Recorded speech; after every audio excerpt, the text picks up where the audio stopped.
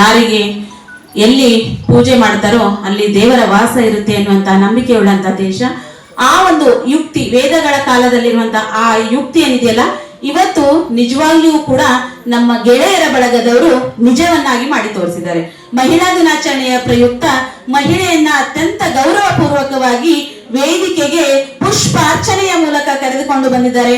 ಹಾಗಾಗಿ ಪ್ರಥಮವಾಗಿ ನಾನು ಈ ಮಹಿಳಾ ಕಾರ್ಯಕ್ರಮದಲ್ಲಿ ಆಗಮಿಸಿ ಇರುವಂತಹ ಎಲ್ಲ ಪುರುಷ ಸಹೋದರರಿಗೆ ಋನ್ಮನದ ಸ್ವಾಗತದ ಜೊತೆಗೆ ನನ್ನ ಶರಣಾರ್ಥಿಗಳನ್ನ ಸಲ್ಲಿಸ್ತಾ ಇಂದಿನ ಕಾರ್ಯಕ್ರಮ ವಿಶ್ವ ಮಹಿಳಾ ದಿನಾಚರಣೆ ಹಾಗೂ ಸಾಧಕಿಯರಿಗೆ ಪ್ರಶಸ್ತಿ ಪ್ರದಾನ ಸಮಾರಂಭ.